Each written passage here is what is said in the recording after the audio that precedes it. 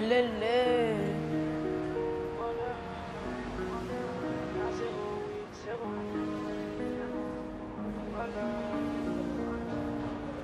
Oui, je suis du hood, oui, j'ai la poisse, je sniffe pas de la poudre, des millions et je me casse, maman est déçue, papa est déçu, dans mon foutu zoo, les petits veulent tous des sous. Tonton la roue, nous plus dangereux que vous, boy, fais pas le gangster, ou je te sers mon joujou, ou je te sers mon joujou. Et si ça tire, tire pour de la thune, et si ça tire, tire pour de la thune.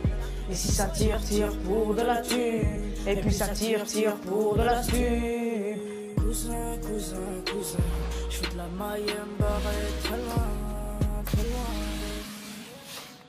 Très, très, très, très, très loin. Je suis perdu, je suis perdu dans mon quartier. Tous perdus, je suis perdu. Je suis perdu dans mon quartier, tous perdus. Molenbeek, la base européenne du djihadisme, d'après certains médias. Cette étiquette lui colle à la peau depuis les attentats de Paris, le 13 novembre 2015. Plusieurs terroristes de ces attentats ont grandi dans ce quartier de Bruxelles. Quelques mois plus tard, la frénésie médiatique passée, nous retournons à Molenbeek et cherchons à comprendre. Nous sommes deux réalisateurs bruxellois d'origine étrangère. Nous connaissons ce quartier populaire de Bruxelles. Il n'est pas très loin de la Grand Place. Pourtant, les touristes ne s'y aventurent jamais. Il faut traverser le canal, qui s'apparente pour beaucoup, y compris pour les Bruxellois, à une barrière. Sur le pont de Flandre, nous rencontrons un groupe de jeunes et Fouad. Fouad est éducateur chez Avicenne, un centre d'éducation sociale du quartier. Fouad sera notre passeur, lui qui se présente à nous comme un adversaire de Daesh.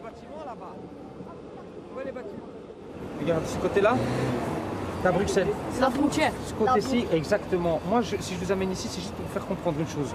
Vous ne devez pas vous limiter à cette frontière virtuelle pour vous empêcher d'aller en ville, d'aller voir la ville, d'aller voir la Grand Place, d'aller rencontrer d'autres gens. C'est-à-dire, il n'y a que ce pont-ci et vous êtes de l'autre côté.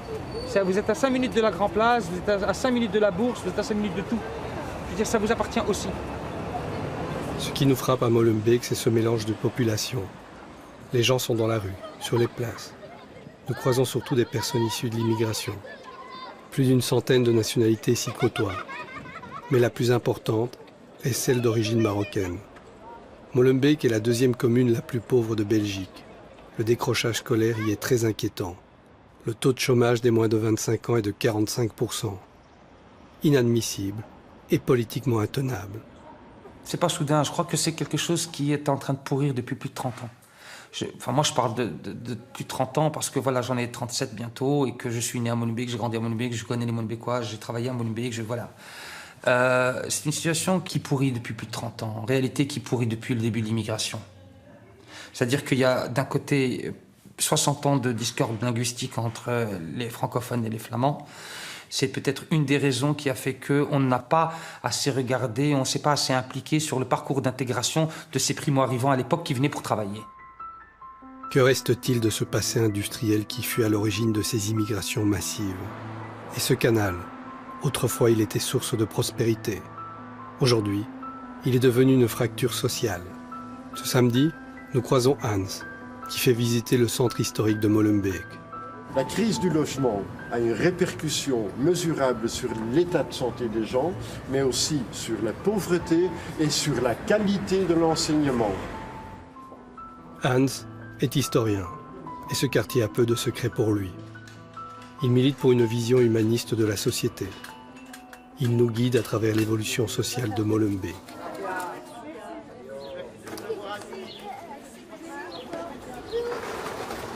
Le vieux Molenbeek tel que moi je le connais, il ne faut pas avoir peur. Par contre, il y a cette perception de l'insécurité, et là, il reste des défis. Trafic de drogue qui reste encore un peu trop visuel, voilà. La saleté, la perception de saleté qui est une forme d'agression. Hein. On va parler avec des jeunes, c'est eux-mêmes aussi qui le disent. Hein. Toutes ces nouvelles migrations, en même temps que les classes moyennes, en même temps que des touristes et ainsi de suite, qu'est-ce qu'ils vont faire dans les années à venir? Peut-être ils vont ouvrir davantage le quartier. J'en discutais ici avec madame. Oui, voilà, une bonne terrasse à bière, ça nous manque. Ce serait vraiment bien que ça s'installe. Un autre aspect que j'avais oublié, c'est de temps en temps le rapport vis-à-vis des femmes. Donc je connais trop de femmes qui en ont marre qu'elles se font siffler. Je ne me sens pas menacée, mais j'ai envie de pouvoir m'installer tranquillement sur une place sans qu'on m'embête. Voilà, sans qu'on... Voilà. Mais pourtant, on m'embête. Voilà, voilà, tout à fait. J'ai vraiment pas eu peur de rien. Donc, ok, on était un groupe, mais je pense aussi toute seule, je pourrais venir quand je veux. Je veux dire, c'est pas vraiment un problème. Je peux dire qu'entre le Molenbeek que j'ai connu fin 70, début 80 et jusqu'à ces derniers temps, je constate qu'il n'y a presque plus de la mixité sociale. Rien, absolument rien. Donc il y avait cette mixité, à l'époque il y avait des belgo-belges, des gens d'origine, etc., etc. Aujourd'hui, les belgo-belges, il faut vraiment les chercher pour les voir.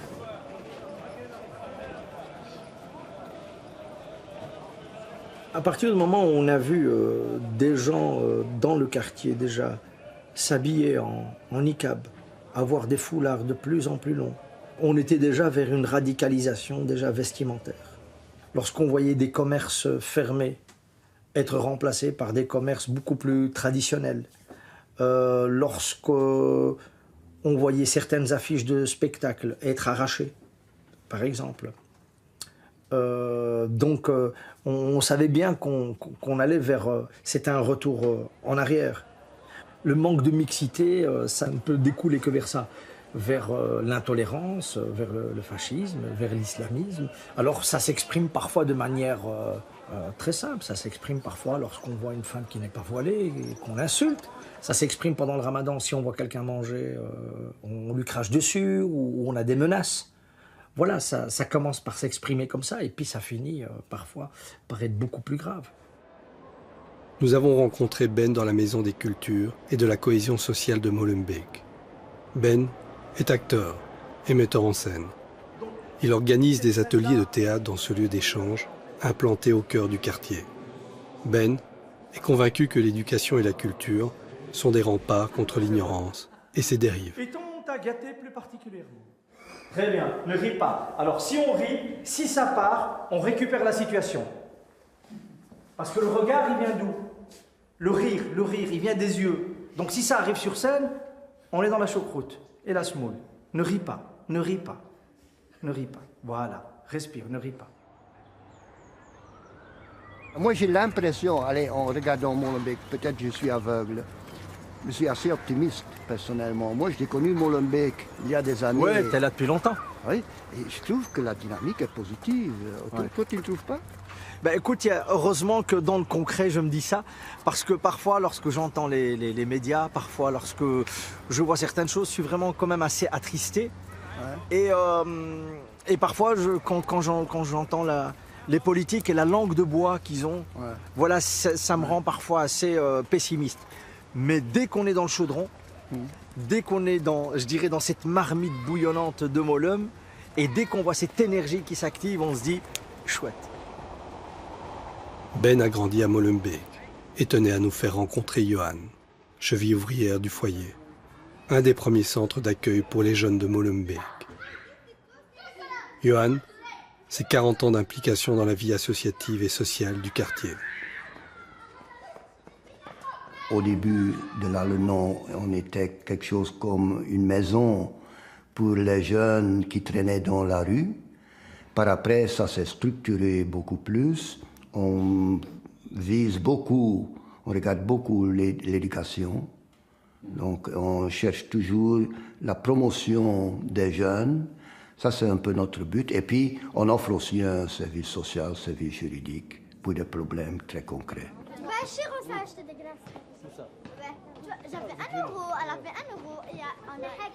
Le label Molenbeek nous dépasse largement. C'est-à-dire que nous qui avons essayé de construire une image plus belle de Molenbeek, bon, on a complètement raté notre truc, puisque maintenant il faut accepter que le label Molenbeek signifie repère de djihadistes. Voilà, c'est ce qui ressort plus souvent dans les médias internationaux, français en particulier.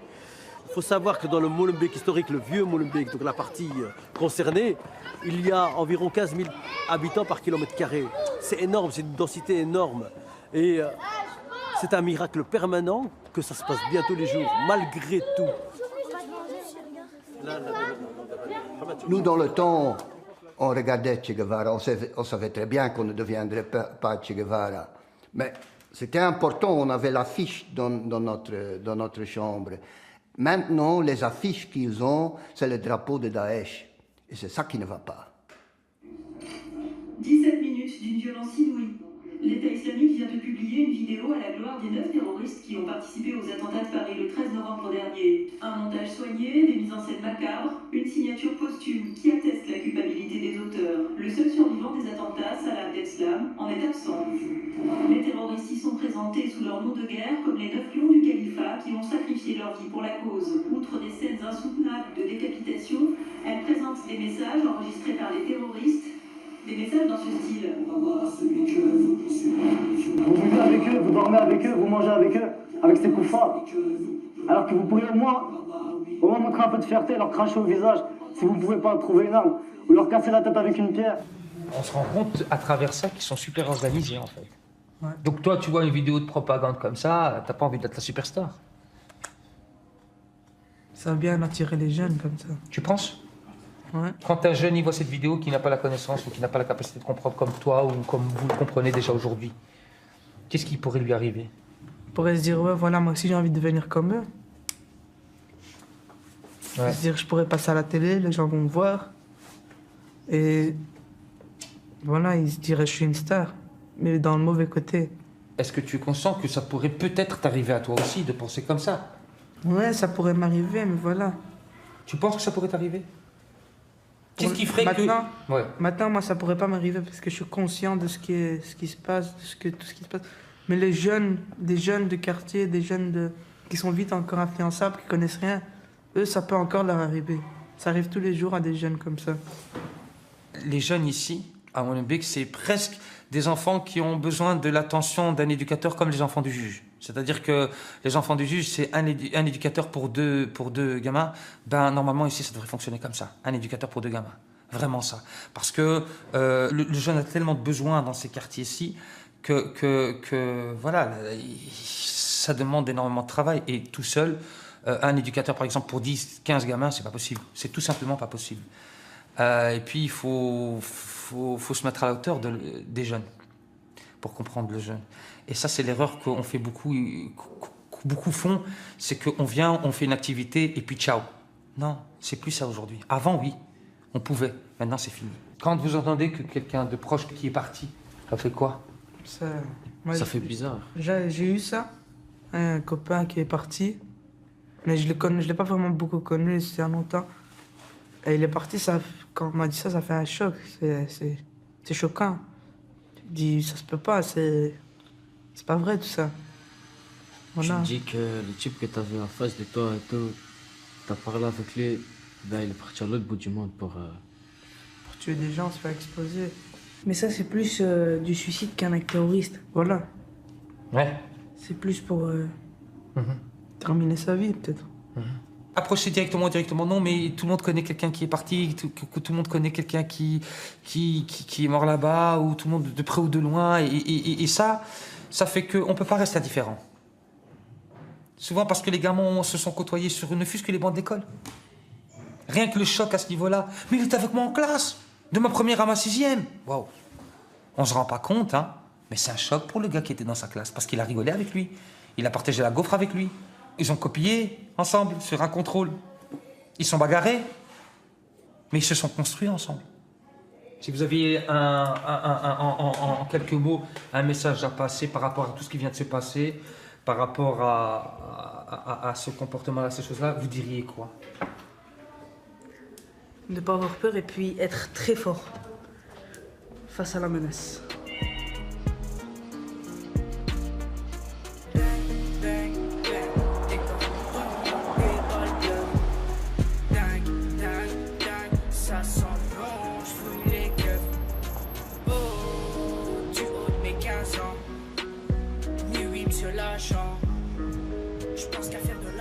Comment ils sont arrivés à aller se mettre à le stade? Elle a mis des ceintures et des bombes et tout ça, elle s'explosait. Mais c'est quoi ça? Et c'est quoi? C'est un jeune de 22 ans, 23 ans, il a tout l'avenir, toute la vie devant lui. Et là, finalement, il aura lui-même, à la société, à ses parents en plus. Les parents qui souffrent. Moi, je lui parle que de ça à la maison, le respect. Le respect. Et bon, en plus, il faut aimer l'un à l'autre.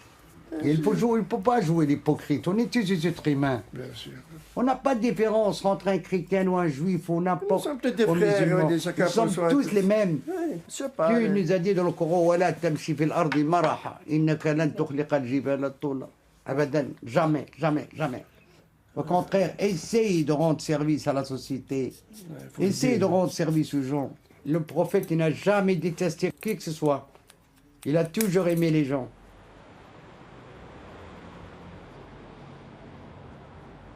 Ce qu'on trouvait nous bizarre pour, par exemple à Molenbeek où il y a plus ou moins 22 mosquées, plus que dans n'importe quel village au Maroc, on trouvait ça complètement surréaliste. Pourquoi autant de mosquées? Pourquoi les mosquées n'étaient pas contrôlées? Les prêches étaient faits en arabe. C'est comme si vous allez assister à une messe en latin.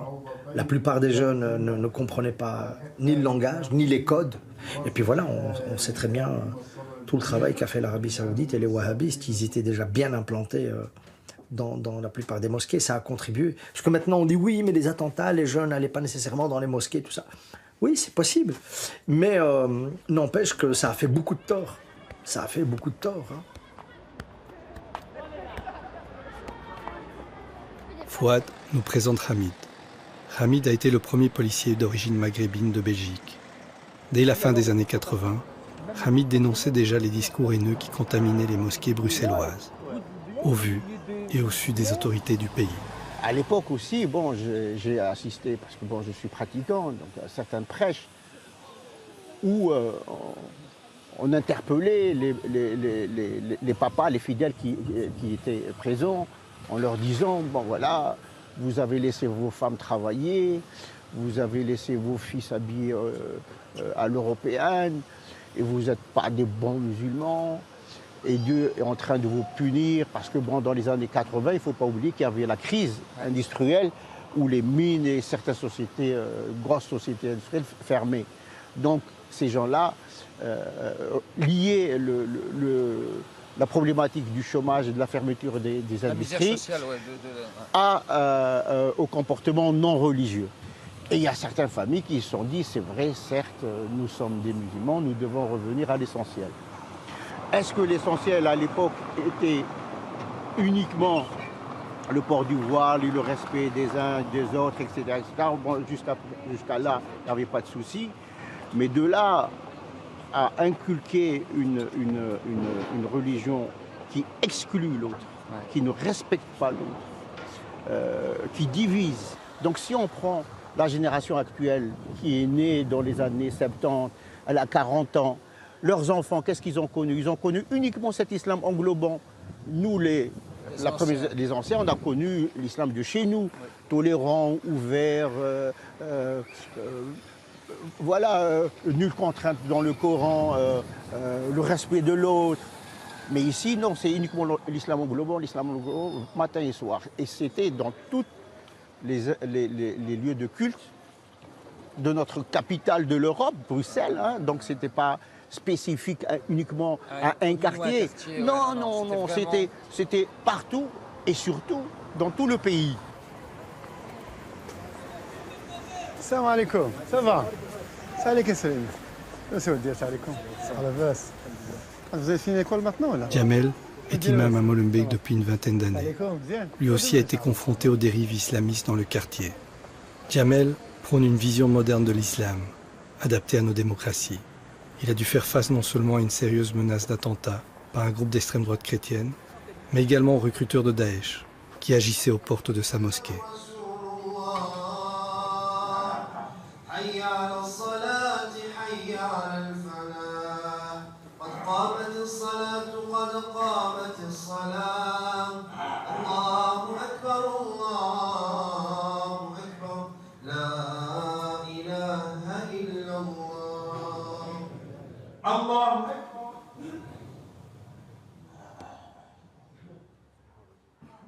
toutes ces guerres au Moyen-Orient sont des guerres d'ordre économique et idéologique.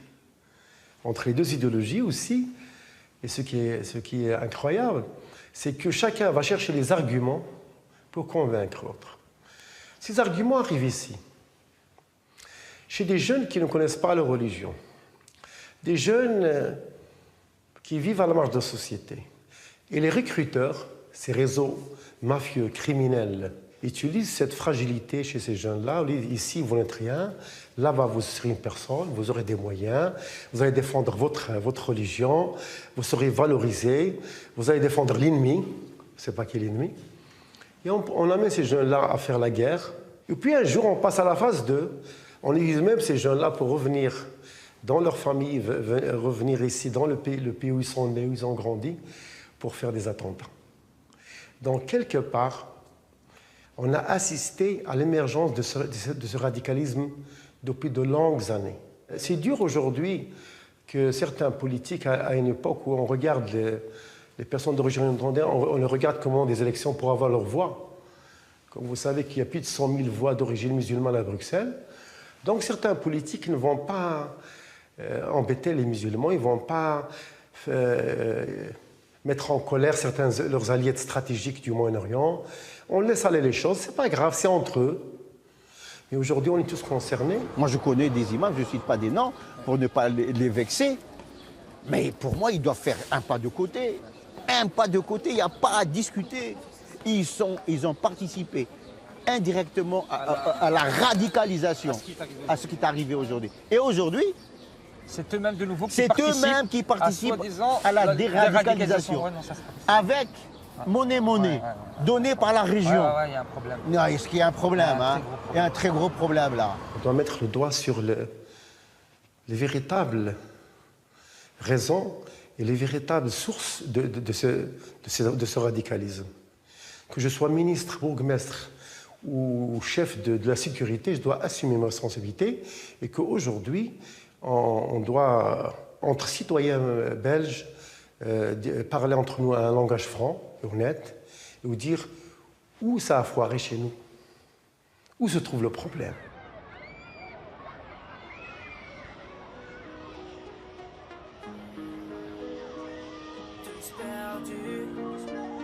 Je suis perdu dans mon quartier. Nous savons que la Belgique a cette triste caractéristique d'être un des pays où, proportionnellement au nombre d'habitants, les jeunes gens qui se radicalisent et qui partent en Syrie est un des nombres les plus élevés en ce qui concerne l'Europe. C'est interpellant, c'est inquiétant. C'est d'autant plus inquiétant lorsque l'on voit que parmi les gens qui ont commis les attentats de Paris, il y a des jeunes qui ont fréquenté nos écoles, il y a des jeunes qui étaient à l'école publique. Comment se fait-il que notre école ne parvienne pas à proposer autre chose à ces jeunes qu'un avenir aussi sombre que celui de se lever un matin et de se dire qu'on va se faire sauter et qu'on va en même temps tuer des innocents? Il y a là quelque chose qui évidemment... Depuis le début du conflit syrien, plus d'une cinquantaine de jeunes du quartier sont partis combattre auprès de l'État islamique. La cellule anti-radicalisation de Molenbeek est une des premières créées en Europe. Olivier, son responsable, nous a proposé de l'accompagner lors d'une formation destinée aux enseignants. C'est quand même fortement complexe. Alors la radicalisation conjugue deux éléments. D'abord un discours radical, et je rappelle qu'en vertu de nos principes légaux, il n'est pas interdit d'avoir des discours radicaux en Belgique, de quelque nature qu'ils soient. La radicalisation devient un problème lorsque elle postule et qu'elle implique un recours à la violence. Les jeunes qui partent, qui sont radicalisés, ce sont des jeunes qui sont essentiellement désislamisés. Qu'est-ce que ça signifie? Ça signifie que leur degré de religiosité, il est proche de zéro. Ça signifie qu'ils ne fréquentent jamais les mosquées. Ça signifie qu'ils ne parlent pas l'arabe. Ça signifie qu'ils font le ramadan mais qu'ils ne savent pas ce que ça veut dire. Ça signifie qu'ils boivent. Ça signifie qu'ils consomment de la drogue. Et donc, il y a un moment donné, Il faut pouvoir comprendre comment est-ce que la religion va devenir le vecteur central de leur existence. Et donc, ils ne fréquentent pas les mosquées. Donc, il ne faut pas croire que c'est dans les mosquées que la radicalisation survient. Par contre, les mosquées ont une énorme responsabilité. Est-ce que certains jeunes susceptibles de se radicaliser vous parlent parfois du conflit israélo-palestinien, qui est quand même un conflit qui est en train de pourrir? Moi, je suis enseignante, je donne cours à des primo-arrivants. Il est déjà arrivé qu'on évoque ce problème-là. Je sens qu'il est brûlant et il est peut-être à l'origine aussi d'une victimisation. Est-ce qu'il est opportun ou non d'en parler? Pour pouvoir faire un débat sur la Palestine, il faut être blindé, il faut connaître l'histoire, il faut pouvoir expliquer les choses. Moi, je n'ai pas cette prétention-là. Par contre, quand des jeunes m'en parlent, je dis voilà, on est dans un monde plein de paradoxes. C'est comme la théorie du complot. Je veux dire, c'est très compliqué pour un enseignant ou un travailleur de venir déconstruire des propos tout faits par rapport à la théorie du complot. Nous, ce qu'on essaye de faire, c'est il y a des faits. Il y a l'interprétation des faits. Après, il y a les émotions qu'on met sur l'interprétation des faits. Ensuite vient le débat. Quand un jeune part en Syrie, il nous interroge. Il interroge la société. Et le constat que j'ai envie de faire en tant qu'enseignante, c'est de me dire que l'école, vraiment, est un échec aujourd'hui. Alors oui, il y a des écoles actives, il y a des écoles qui vraiment favorisent l'inclusion, il y a des écoles qui favorisent le discours entre les identités, mais elles sont rarissimes. Ils ont envie de vous dire « Madame, vous avez vu la théorie du complot, qu'est-ce qu'on peut faire? Est-ce que c'est vrai, c'est pas vrai ?» Ils vous donnent des sites tout le temps, tous les jours. Et c'est des sites incroyables où il faut nous-mêmes être hyper informés pour pouvoir les aider. Mais normalement, on n'a pas le temps, c'est pas dans les programmes, on n'a pas les compétences pour. Alors on fait quoi? On fait comment? On fait avec les moyens du bord, et c'est pas terrible. Comment agir? Comment guider cette génération sans avoir les outils de dialogue adéquats? Olivier nous confie qu'il accorde beaucoup d'importance au témoignage. Et il n'hésite pas à inviter des personnes au passé controversé comme Mourad. Français issu de la banlieue lyonnaise, Mourad a été capturé au Pakistan, peu après le 11 septembre. Mourad fut suspecté d'actes terroristes. Il a été emprisonné 3 ans à Guantanamo. Est-ce qu'à Guantanamo ou en prison, en France, est-ce que tu as vu des gens réellement se radicaliser? Donc des gens qui Alors Guantanamo, il faut être clair, Guantanamo, c'est une fabrique de radicalisation, c'est une fabrique même de djihad, c'est l'école du djihad Guantanamo. C'est-à-dire qu'autant il y en a qui en sortent, qu'ils arrivent plus ou moins à reconstruire leur vie, mais ceux-là on n'en parle jamais, de toute façon. Mais il faut rappeler aussi qu'il y en a qui sont sortis de Guantanamo qui ont fini sur le front, alors qu'ils n'avaient même pas combattu avant ça. Il y en a même qui ont fini chef de groupe. On a eu 3 Marocains très connus qui ont fini chef de groupe. Il y a eu les attentats de Charlie. En France, c'est qui a revendiqué les attentats de Charlie? C'est Al-Qaïda au Yémen. Il y a Al-Qaïda au Yémen, on sait qu'un des numéros 2, alors il a été tué après par un drone américain, je crois. Il venait de Guantanamo, tu vois.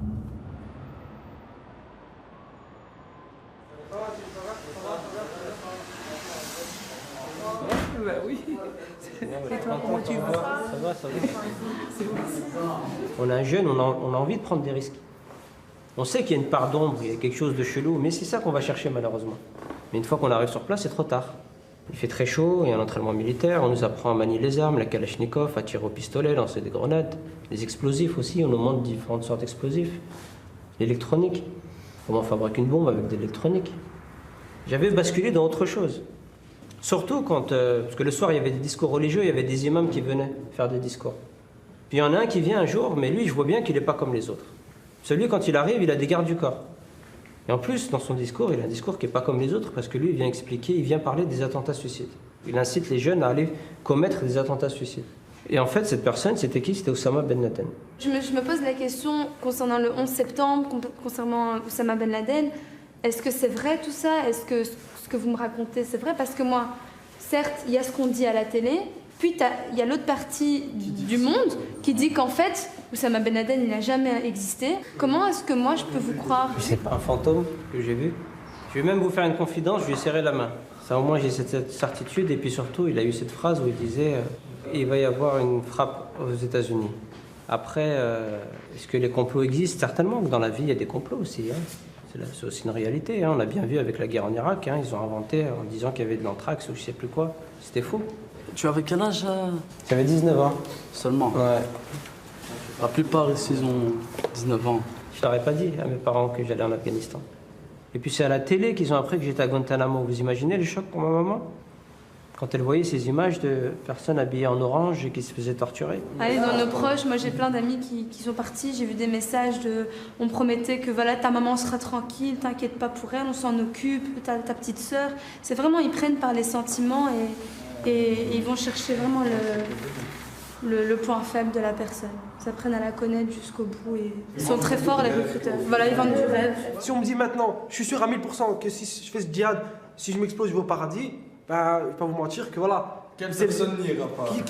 Personne n'irait pas. Vous voyez, je vous dis, eh ben on leur montre un chemin facile, comme l'argent facile. Voilà, on prend un chemin qui est facile et on leur propose, voilà, ça, paradis. Et le gars, il est désespéré, il prie pas, il fait rien du tout, il est vraiment pas religieux. Nous sommes surpris par les propos de certains de ces jeunes. Cette jeunesse, on ne la connaît pas. La tentation d'un chemin facile devient alors bien réelle. Mais ont-ils encore d'autres choix? Mais la génération d'aujourd'hui, les 15-30 ans, c'est une génération radicale, point barre. Pas radicalisée, pas islamiste, une génération radicale, c'est oui ou non, noir ou blanc, point. Il n'y a plus de juste milieu, on ne discute plus. Vous nous avez assez baratiné. Même nous, hein. Moi, on me dit, toi, ils ont réussi à t'arnaquer. Nous, ils ne vont plus nous arnaquer. T'imagines? C'est qui, eux?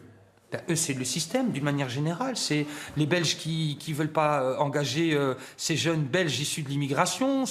Voilà, c'est ce racisme ambiant, cette discrimination ambiante et camouflée. Alors, je ne dis pas que tout le monde est raciste, hein, au contraire. Bien, au contraire, on a la Belgique est justement un des plus beaux pays où on peut vivre. Je parle vraiment du peuple belge, parce qu'on a ce brassage cosmopolite, multi-ethnique, multi-religieuse. Je veux dire, quelque chose qu'on ne trouve pas forcément ailleurs, ou aussi facilement ailleurs. J'ai l'impression des fois qu'on est venu nous faire du mal parce qu'on était bien.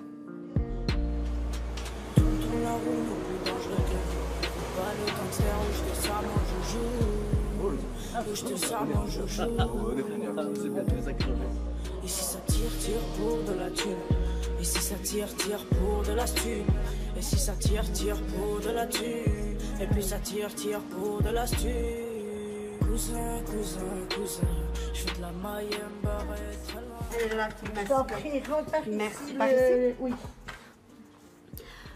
Je t'écris cette lettre avec beaucoup d'amour.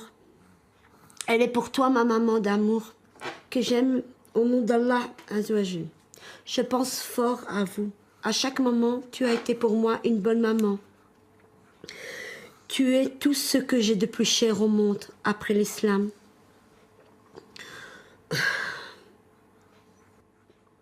Tu es une maman magnifique, Masha'Allah, et tu le resteras jusqu'au dernier moment.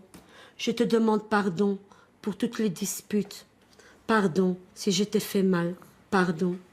Je t'aime, ma petite maman. Ne sois pas triste. Je me rappelle tout ce que tu as fait pour nous, seul, sans papa, qui a fait sa vie sans se retourner vers nous. Maman, tant de nos sœurs se font torturer, violer, tant de nos frères se font tuer. Mes frères et sœurs ont besoin de nous. Je t'aime, ma petite maman. Je t'aime de tout mon cœur. Nora Khattab. La fille de Samira et le fils de Véronique sont partis et ne reviendront peut-être pas. Elles souhaitent pourtant agir, partout où on les accueille, pour éviter à d'autres parents ce qu'elles ont vécu. Que ferions-nous à leur place? Et Samira. Bienvenue Samira. Et le petit, c'est Yanis. Yanis. Ah, il a un beau prénom, vous avez dit, hein. Votre fille s'appelle comment? Nora. Nora. Elle est toujours en Syrie? Elle est toujours. Ça va faire bientôt 3 ans. Et ils sont partis à peu près en même temps. Oui. Mon fils est parti fin 2012. Il est toujours là-bas. Vous avez des contacts Non, j'ai plus de contact pour le moment. Nous, on se réunit entre mères et pères. De se soutenir les uns et les autres.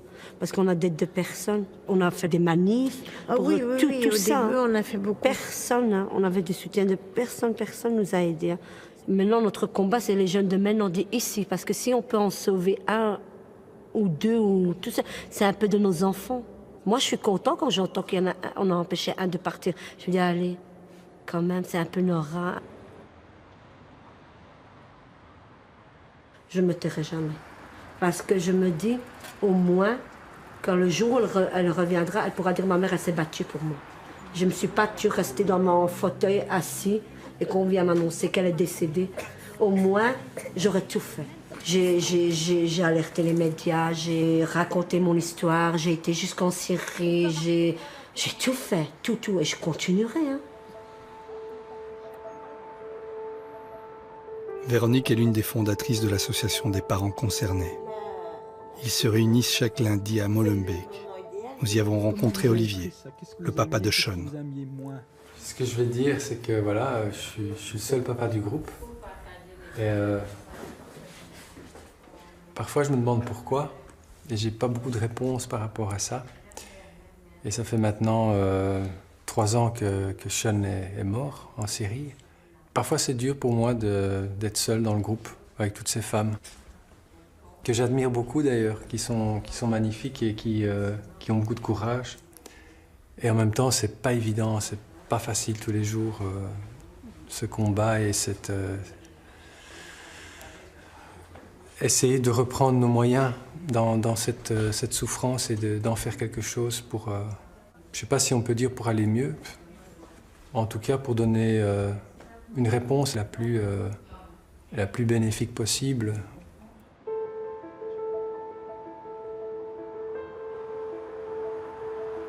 Depuis le début du conflit en Syrie, 614 jeunes sont partis depuis la Belgique.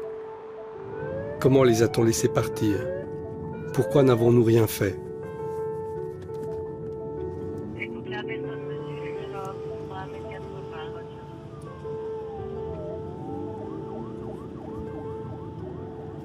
On dit souvent, tiens, ce sont des gens qui sont radicalisés en dernière minute. Voilà, islamisation lambda. Voilà, en Pâques, voilà, les 3 derniers mois, les 4 derniers mois. Donc je sais pas.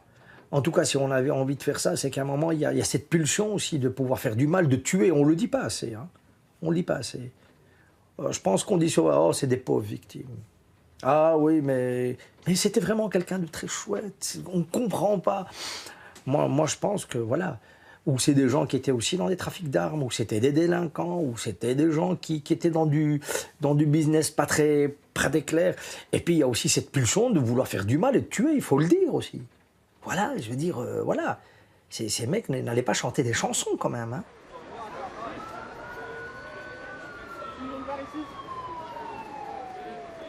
Vendredi 18 mars dans l'après-midi, nous sommes en plein tournage quand nous parviennent des cris, des coups de feu, des sirènes.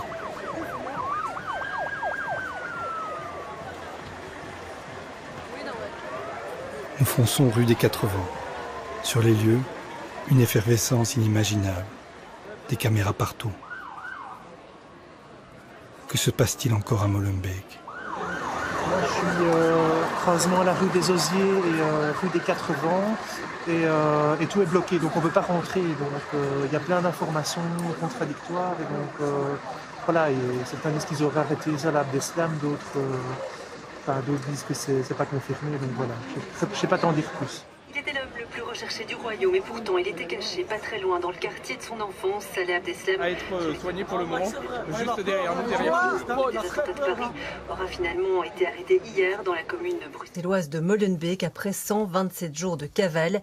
Il a été arrêté dans l'après-midi à l'issue d'une vaste opération policière rue des 80. On dit aussi dans le quartier nul n'ignorait ou beaucoup n'ignoraient pas la présence et ont protégé cette présence. C'est une forme d'héroïsation aussi. Salah Abdeslam est peut-être devenu le héros d'une cause. Je dirais pas que c'est un héros, mais en tout cas pour les jeunes, c'est clair qu'il y a un potentiel. Il ne faut pas parler de communauté, il faut sans doute parler d'individus et il ne faut pas se leurrer, il y a sans doute des gens qui n'ignoraient pas ce qui se passait. Alors je ne dirais pas qu'il y a une complicité proactive, mais il y a peut-être, en tout cas, dans une certaine mesure, une complicité passive. Il y a à peu près une vingtaine de caméras, des cartes satellites, des journalistes de la presse étrangère et finalement qui essayent dans ce point. Il a probablement été aidé, peut-être par des sympathisants, mais aussi, je pense, par des gens qui le connaissaient. Le gouvernement est déterminé à continuer sa lutte contre le terrorisme et à véritablement éradiquer tout lien avec des terroristes qui se trouveraient sur son territoire. Comment vous pouvez expliquer les gens en Slovénie, pourquoi toujours Molenbeek? Quels sont les... Merci, that's a long story. Thank you very much. les jeunes reprochent, la majorité des jeunes reprochent à Salah, entre autres, d'avoir stigmatisé la communauté même, leur jeunesse même, d'avoir grillé, comme ils disent dans leur jargon, leur jeunesse, grillé leur réputation. Et ça, c'est grave. Ça, c'est grave. Et ils sont vraiment dans... Et ça, ils sont vraiment dans ce truc-là. Et ils disent aujourd'hui, dans leur langage, purée, quand même, hein, ils ont foutu la merde, ils nous ont foutu dans la merde, c'est con.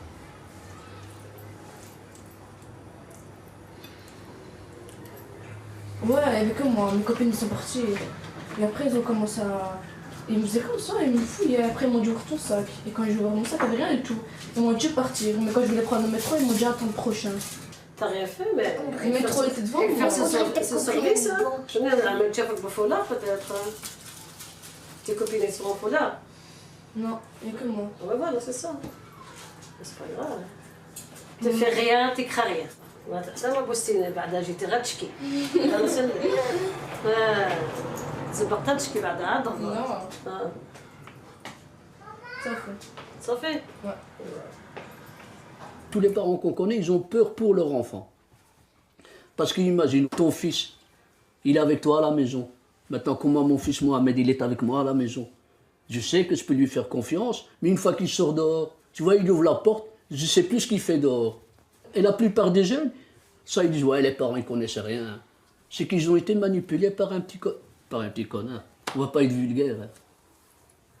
C'est ça le recruteur. واحد اخر عم شالو في المخ ديالو هذا كيسلم هذا شنو غادي يعمل Il a 24 ans maintenant. Il a toujours aimé le sport, il a toujours été dedans. Mais pour ça, les parents, ils doivent être aussi derrière lui. Parce que moi, quand il a commencé, il avait 7 ans. Je devais le conduire, le ramener, rester avec lui dans la salle et tout. Et c'est ça qu'on demande aussi aux parents qu'ils doivent faire à leur enfant. Ne pas le laisser partir tout seul, parce que 100% que le gamin, dès qu'il sort de la salle, tu ne sais pas où il va y aller. Hein. Bouge la gauche. Bouge la gauche. Ouais, qu'est-ce que t'en penses? Qui est le papa ou la maman qui ne serait pas fier? Tiens, porte ça. Alhamdulillah. Alhamdulillah. Moi, je faisais des petites bêtises, mais ils étaient toujours là derrière moi. Ils voulaient rien lâcher, quoi. Et je les remercie pour tout ce qu'ils ont fait. Sans eux, je ne sais pas ce que je serais aujourd'hui. Parce que dans la rue, il y a souvent les personnes infréquentables. Hein. C'est des personnes qui...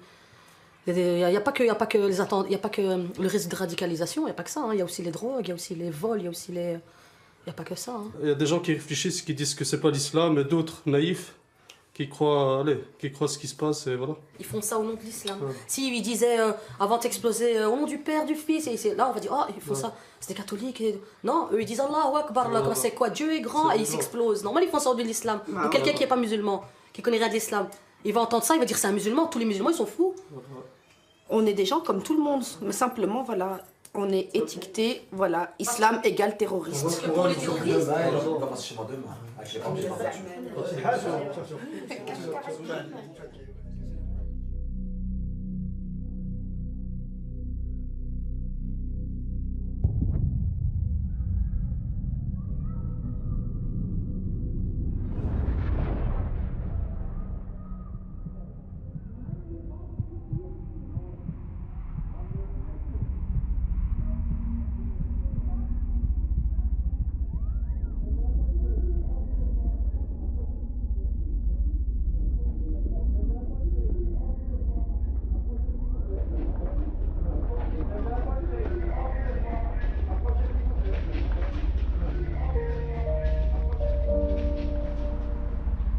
Après Paris, Bruxelles, ce 22 mars 2016.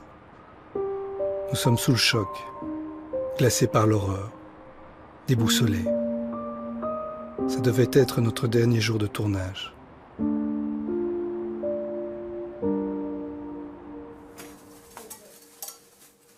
تلفت انا اليوم خدامه وتالفه في الخدمه ما عرفتش تنخدم بالخلعه فينا الخوف بنادم دابا يخاف يمشي يركب في مترو يمشي يسافر يمشي يعني في الطريق يجيك الخوف.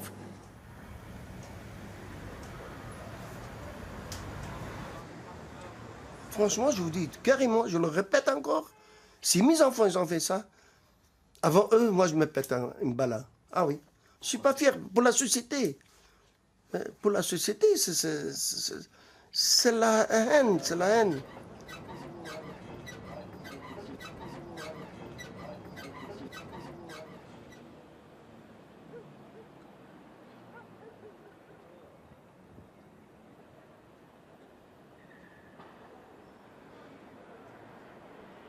C'est un cauchemar, c'est un cauchemar. Disons qu'après l'arrestation, beaucoup de Molenbeekois en tout cas étaient rassurés en disant « ouf, voilà, c'est fait, la commune va commencer à respirer, on va arrêter de la montrer du doigt, de la stigmatiser. » Et puis là, on est reparti, quoi. C'est reparti. Voilà, Molenbeek, Malbeek, voilà. On risque de confondre de nouveau, voilà. Et puis voilà, je dirais c'est une suite de l'horreur, voilà. Mais voilà, je pense que ce soit le milieu associatif, que ce soit les personnes, que ce soit les gens, que ce soit les artistes, il faut monter, il faut se battre, et la vie doit vivre, et il faut montrer à ces barbares qu'ils ne nous arrêteront pas, voilà.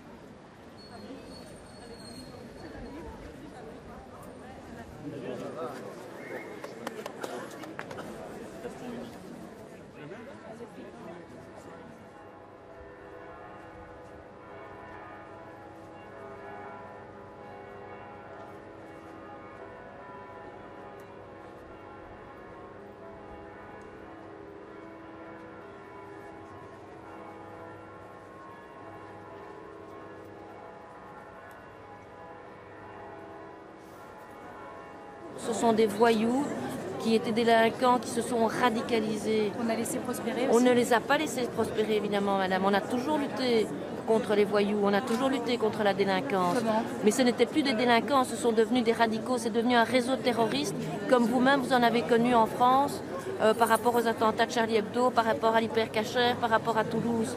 Ce sont petit, des Molenbeek, réseaux. en même temps, Mais non, Molenbeek, c'est un quartier d'une ville de 1 million d'habitants. Ce n'est pas petit. C'est un quartier de 100 000 habitants dans une ville d'1 million d'habitants. Donc, avec une forte concentration ici, dans le centre de Molenbeek. Mais sinon, c'est un quartier, je dirais, comme les autres. Est-ce que vous savez si les frères El Bakraoui ont grandi ici aussi ou pas? Je n'ai pas d'informations à ce sens. Voilà. Merci. Rien d'autre à dire, merci. Merci beaucoup. Voilà.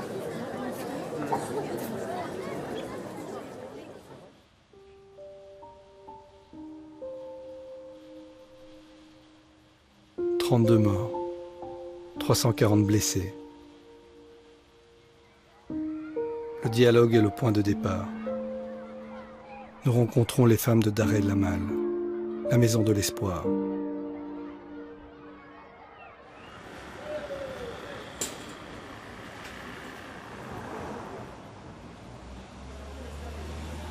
Il y a un monsieur qui est venu me voir, donc c'est un monsieur qui travaille dans l'école, qui a été très très touché par ce qui s'est passé, comme nous toutes d'ailleurs, et donc qui m'a dit « Fadila, je t'offre ces fleurs parce que je pense très très fort à votre communauté.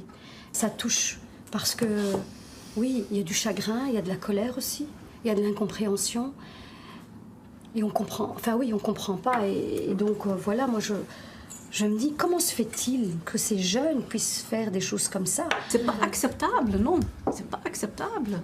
Tu es des gens pour rien qui sont partis pour travailler et aller à l'école. Et des innocents. Des innocents. Innocents. Moi, hier, 20 ans de ma vie est parti. Le temps que j'ai eu une nouvelle de ma fille et de ma belle-fille et des petits-enfants, parce qu'ils prennent le métro à cette heure-là. Hier, je parlais avec mon papa, et donc mon père me dit... Ma petite fille, tu sais, nous, ça fait plus de 50 ans qu'on est en Belgique. On s'est battu. Quand on est arrivé, on n'avait rien. On n'avait pas de mosquée, on n'avait pas de boucherie, on a des boucheries halal, on n'avait rien dans le quartier. On est arrivé, on était seuls. Nos mères, elles étaient seules, pour celles, en tout cas, qui ont connu les années, les parents qui sont arrivés dans les années 60. On n'avait rien. Et puis, ce pays nous a acceptés, nous a apporté pas mal de choses. Et on s'est battu pour que nos enfants puissent réussir. Et voilà, c'est comme ça qu'on les remercie. Ça fait peur à tout le monde. Mais c'est pas parce qu'on a peur qu'on va rester fermé. On va sortir, on va faire ce qu'on fait toujours. On ne va pas laisser les champs libres pour des gens mauvais. Il faut être fort. Et il n'y a pas que des gens mauvais. Qu'est-ce qui s'est passé que nos enfants ont dérivé comme ça? La dérive, d'où elle vient? On ne sait pas. Il n'y a pas d'école pour être parent. Non, il n'y a Voilà, pas on d'école sait pour pas être parent. parent. Mais je pense que tous les parents ont les mêmes difficultés partout. Mais le dialogue doit se réinstaurer dans les familles. Parce que ça, je pense que c'est ça aussi qui a fait qu'il y a eu des familles déchirées et que les jeunes n'ont pas su. Moi, quand on discute avec des groupes de jeunes, ils disent hein, mais de toute façon, pourquoi en parler? On nous a jamais parlé, nous. Les amalgames font des dégâts durables. Les jeunes de Molenbeek sont pris en otage par les extrêmes. Les autorités du pays renforcent la sécurité. À l'ordre du jour, favoriser le sécuritaire au détriment du préventif et du dialogue. Mais est-ce vraiment la seule solution? Déjà novembre, mais mars, ils ont réalisé ce qu'on disait en novembre. Parce qu'en novembre, on disait, mais non, t'as pas compris, Daesh, il va faire sauter tout le monde. S'il vient faire sauter tout le monde, c'est même ta mère, elle passe avec. Hein. Mais non, c'est pas possible, pas une maman avec le foulard ou une maman de chez nous. Mais après, maintenant, on ne doit même plus répondre à ces questions-là, puisque le 22 mars est passé. Et là, on a vu tout ce qu'il fallait voir. C'est-à-dire qu'il n'y a personne qui est à l'abri. Point, barre. Il te dit, oui, mais on est musulmans. Mais non, t'as pas compris. Ce ne sont pas des musulmans.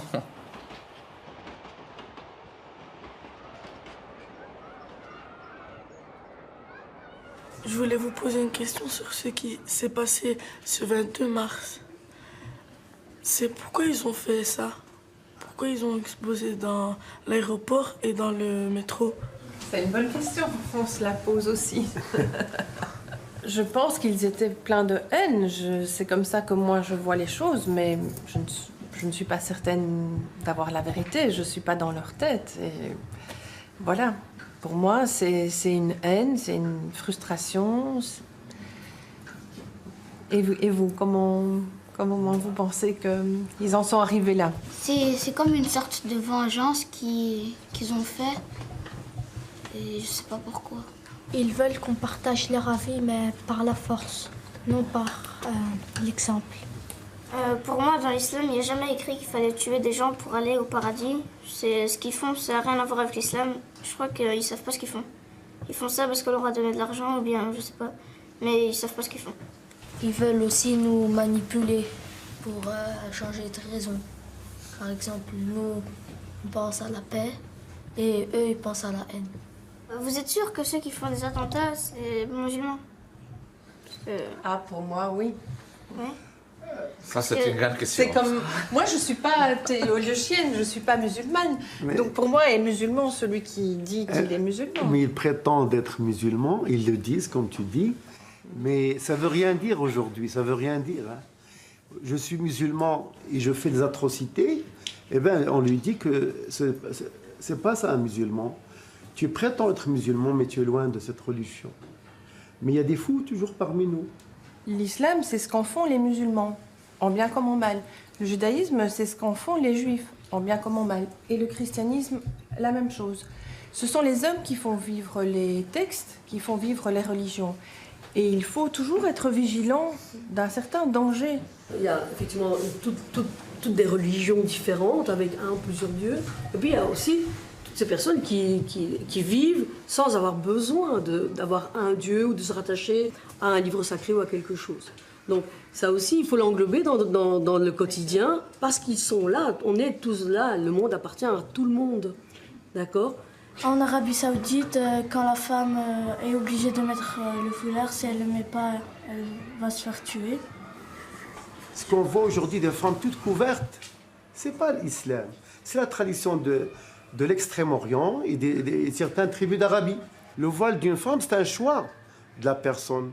Il ne doit pas être ni imposé, ni on ne doit pas dire à une femme, tu conduis pas, tu mets le voile, non. Mais ne restez pas dans interdit, interdit, interdit, parce que ça ne fait pas partie de l'esprit de cette religion. Aujourd'hui, si un homme a choisi de vivre avec un homme, ou une femme avec une femme, c'est leur liberté. Vous n'avez pas à les juger. Ils ont trouvé l'épanouissement dans ce qu'ils font, dans comment ils vivent. De quel droit, moi, je vais les juger? Et qui me dit que moi, je suis mieux qu'eux?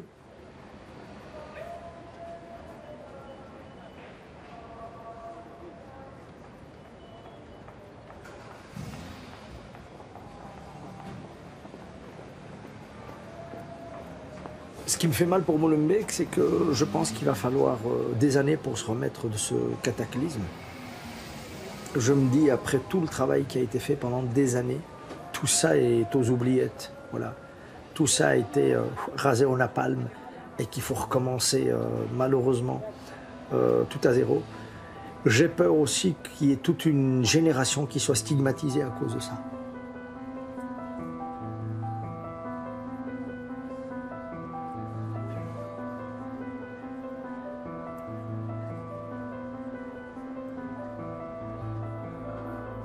Malgré la violence et la peur, les associations culturelles de Molenbeek continuent leur combat. La Maison des Cultures redouble d'efforts face au repli sur soi. Au lieu de bombarder Raqqa, la France devrait bombarder Molenbeek. Raqqa en Syrie, Molenbeek en Belgique, d'où sont venus les commandos du vendredi 13. Mais les frontières entre pays européens ne servent plus à rien depuis les accords de Schengen. Ce qu'il dit, je trouve ça révoltant. C'est quoi cette façon de penser, quelques bombes de plus ou de moins en Syrie? Comme si, quand il lâchait des bombes, il n'y avait personne qui mourait. Ces gens qui meurent, pourquoi est-ce qu'on les regarde pas? Pourquoi est-ce que les médias ne restent pas des jours sur leur terre en train de les filmer? Pourquoi est-ce qu'il n'y a personne qui en parle? Pourquoi est-ce que tout le monde se comporte comme s'il y avait des vies qui en valaient plus qu'une autre? Et ce que vous faites maintenant avec les photos, avec la vidéo, et même avec... Mais il faut vraiment parler à tout le monde, quoi. C'est l'avenir qui est en jeu, c'est votre avenir. Dire, voilà, ici, c'est ma commune, ici, c'est ma ville, ici, c'est ma vie. Et il appartient, comme certains jeunes s'engagent dans l'humanitaire. Ouais, c'est exactement pour les mêmes raisons. C'est pour combler les vides. Hein. Exactement pour les mêmes raisons. Et il faut surtout pas se dire, moi, je vais essayer de comprendre globalement pourquoi il part. Parce que c'est impossible de faire. Ouais, c'est ça. C'est impossible parce que chacun part pour ses raisons. Moi, quand je discute avec les jeunes, c'est souvent ce qui revient, ce qui me dit ici, il y a rien, on n'est jamais, ils sont jamais, la plupart d'entre eux sont jamais sortis de Molenbeek. Ils n'ont pas ce rapport de mixité avec les autres, ils n'ont pas ce rapport de... Donc finalement, ils sont entre eux. Ils ne se projettent pas dans l'avenir. Ils n'ont aucune possibilité de pouvoir se projeter dans l'avenir. Ils n'ont aucune possibilité de se donner les moyens d'avoir des perspectives même d'avenir. Il y a quelque chose que moi je souligne très fort ici, dans ces quartiers populaires. Au lieu de challenger les gamins à l'école, on a rabaissé le niveau. Et ça, c'est une grave erreur, parce que comment les pousser à s'ouvrir à la connaissance, quoi. Moi, j'ai des gamins de 3e secondaire, donc les 15-16 ans, ils ne savent pas écrire. Je suis désolé, quand je dis qu'ils ne savent pas écrire, ils ne savent pas écrire. Je ne parle pas d'orthographe ou de grammaire, je parle de mettre un mot sur une feuille. Mais ils ne sont pas intéressés. Mais voilà, mais pourquoi? Aujourd'hui, moi, quand je parle avec les jeunes, et même sans parler avec eux, moi, je le vois aussi. Il n'y a plus ces modèles, il n'y a plus... Chez qui les jeunes peuvent s'identifier aujourd'hui? Il n'y a plus de grands frères, il n'y a plus des... Alors, on a des modèles, mais ce sont des mauvais modèles. C'est-à-dire qu'on a des footballeurs. Bon, alors, moi, j'ai rien contre les footballeurs. C'est bien, c'est super d'être footballeur, on gagne des milliards. Non, bien sûr, mais c'est... Le problème, c'est que c'est difficile, ça devient inaccessible pour un jeune. Moi, je pense que ce qui est en train de se passer ici, ça peut toucher toute l'Europe, d'une certaine manière. Parce que c'est un schéma qui touche tous les quartiers populaires de toutes les grandes villes d'Europe.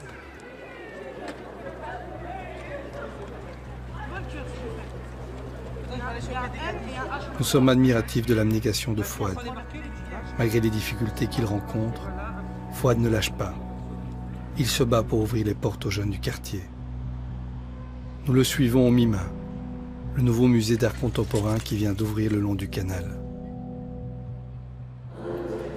Et tu as vu, il a fait les trucs vraiment de manière asymétrique. Hein. Ouais, je sais, ouais. Et puis, les gouttes, par contre, il les a balancées, il a laissé les gouttes couler. Donc, c'est de l'ordre dans le désordre, ou de l'ordre dans le bordel. C'est possible, ça? C'est ça, l'art. Tout est possible. Hein. L'art, c'est ça. Hein. Dans l'art, tout est possible. Le paradoxal. Et tu penses quoi, le fait que tu viennes visiter un musée comme celui-là, ici, dans ton quartier? Dans mon quartier, je suis très choqué, parce que ce quartier-là, normalement, il n'y a que des voyous. Hein. Il y a que des photos de merde, comme on l'appelle. Non, c'est vrai. Donc, je ne pensais pas avoir un musée ici, dans un quartier comme ça. On dirait que c'est pas tout à fait droit, qu'il y a un angle. Ouais. Alors que déjà, non. Parce qu'en art, personne peut te dire non, c'est pas vrai. C'est pas beau, c'est pas ceci, c'est cela, c'est de là. Tu vas faire ce que tu sens. Voilà. Tu fais ce que tu veux. Tu le sens bien, tu le fais. Ça fait plaisir d'entendre ça. Vous pouvez être fiers de ça, d'avoir dans votre commune un musée d'art contemporain. Bien sûr, c'est derrière chez vous, et vous pouvez y entrer, c'est pour vous. Donc c'est regarde la preuve. Ici, tu as vu, ici c'est quoi? C'est derrière chez qui ici? C'est moi. C'est Ravissel. Derrière. Hein? Tu vois là-bas, on voit tout Bruxelles. Quand tu es en hauteur, quand tu prends une hauteur par rapport à tout, tu as toujours une vue beaucoup plus large, une vue d'ensemble. C'est ça la symbolique aussi. 5 mois après notre première rencontre, Fouad nous confie qu'il n'est pas au bout de ses peines. Les subventions liées à l'éducation et à la culture sont revues à la baisse en Belgique, comme partout en Europe. Cette génération a un besoin urgent de repères. Alors pourquoi ces choix? Pouvons-nous vraiment prendre le risque de sacrifier une fois de plus notre jeunesse? On commence à se poser réellement la question, on se dit, est-ce qu'on ne doit pas commencer à penser, à trouver des moyens ailleurs? Parce que laisser tomber ces jeunes, c'est hors de question, c'est pas possible, pour plein de raisons. D'abord parce que, humainement parlant, c'est pas faisable, parce qu'ils ont besoin de nous, et parce que si on est conscient, citoyen conscient, on est obligé de s'occuper de cette génération-là, si on ne veut pas revivre ce qu'on a vécu. Donc, si on ne fait rien maintenant, il ne faudra pas s'étonner des conséquences encore plus tard. J'ai vu des grands se faire fumer, j'ai vu des grands se faire coffrer. Tout ça les pour du blé. Où va nous mener notre fierté? Bang, bang, bang. Des corps tombent, des balles pleuvent. Dingue, dingue, dingue. Ça sent le plomb, j'fuis les keufs. Oh, du haut de mes 15 ans. Oui, oui, monsieur l'agent. Je pense qu'à faire de l'argent. Je pense qu'à faire de l'argent. Et si ça tire, tire pour de la thune. Et si ça tire, tire pour de la thune. Et si ça tire, tire pour de la thune. Et puis ça tire, tire pour de la thune. Cousin, cousin, cousin, je fais de la Mayemba très loin. Tu veux partir très loin. Pas très loin, pas non. Très loin. Très loin. Ah non, très loin. Mais où, tu sais pas? Je sais pas. Mais tu veux partir d'ici? Loin. Entre novembre et mars, qu'est-ce qui a fait que tu as décidé de prendre ce bic, cette feuille et de commencer à écrire? Peut-être par la peur de un jour être radicalisé. Et donc ça te permet d'éviter? Pourquoi? Parce que tu t'exprimes, parce que c'est un moyen d'expression, pourquoi? Pour faire sortir ma haine. Tu penses que ces jeunes-là ne la sortent pas, la haine qu'ils ont? Si, ils la sortent, mais bon. Pas de la meilleure façon. D'une autre manière. Toi, tu penses que c'est une façon pour toi... Enfin, toi, tu le vis comme ça. C'est une façon pour toi d'extérioriser la haine que tu as à l'intérieur. Ouais. Et tu penses que c'est valable pour les autres aussi qui feraient ce genre de... Il y a plusieurs manières, il n'y en a pas qu'une. Ouais, d'accord.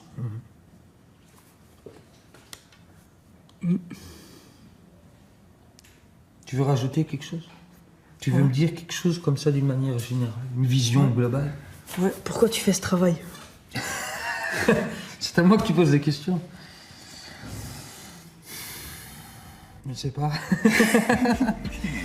Dédicace à Riri, Mohamed Smekzou, Reda Kadouri, Sami MLN, à tout draré de Molem.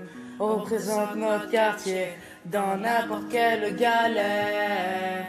Vas-y, dites-leur. Fouad! Tu me l'as fait dans la dédicace. Je marche avec les mêmes têtes depuis tout petit. Je fume pas de pétard mais je fume des ennemis. Je rôde toute la nuit. Et y'a maman qui se fait du souci. J'ai la tête remplie. Me faut la belle vie. J'compte les traîtres, auto y'en a trop. Ils ont retourné